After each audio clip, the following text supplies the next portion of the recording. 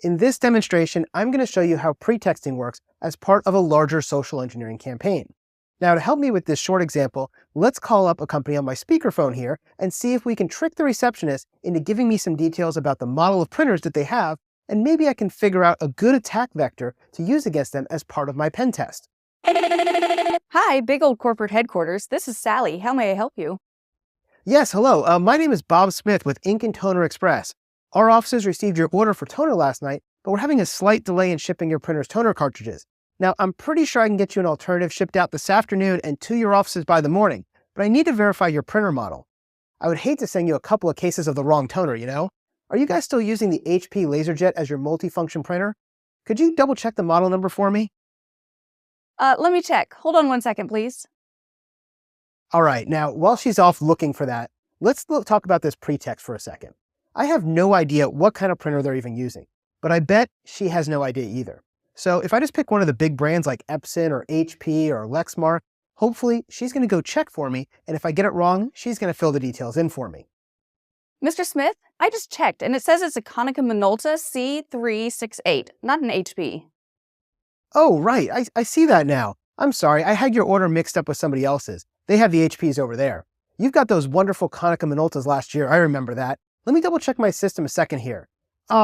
Yes, I see it now. The Konica Minolta BizHub C368. Perfect. I see your order was for 2 cases of black, 1 case of cyan, 1 case of magenta, and only half a case of yellow. Now, here is where I'm going to try to push my luck and get some additional details from her. So, Sally, you know that normally the printer sends us the request for auto shipment as it gets low on supplies. But unfortunately, I was surprised when Jimmy called us yesterday to tell us that you guys were running low. It seems our connection between your system and ours is not working quite right. I was wondering if you could do me a really big favor so we can get this fixed. I just need you to double check the IP address on the printer and make sure that I have it right in our system. I would hate for the company to run out of supplies when you're up against a deadline. Do you think you have just a moment that you can help me out real quick? It'll just take a second. Yeah, I guess so. How do I check the IP address on a printer? Oh, it's really easy. All you have to do is go over to the printer, on the touchscreen, press the I in the upper right corner. When that comes up, just snap a picture with your cell phone, bring it back here, and you can read me the details of what I need. Do you think you could do that for me? Oh, sure, that seems easy enough. I'll be right back. All right, so that's the basic idea of a pretexting call. I didn't know anything about the organization, but giving this receptionist some kind of likely facts, like the fact that she's running an HP system or a large printer in the copy room, which most businesses have, then I can trick her into giving me some kind of information.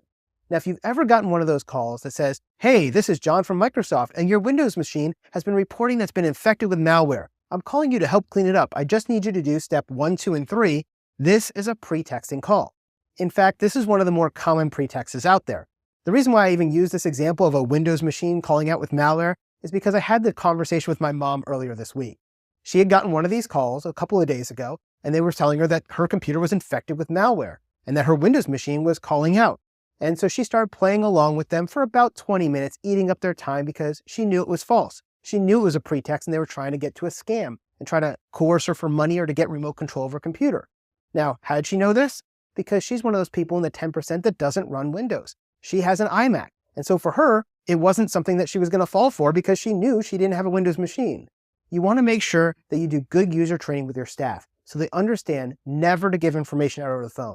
Even information that seems innocent, like a model number for a printer or an IP address of a printer, can be used as part of a further attack. And so we want to make sure we train our employees to not fall for pretexts and don't fill in the gaps for other people when they're calling you or even if they're doing it in person, because pretexting is a way that we give some amount of information that seems true so that you'll give us more information to fill in the gaps.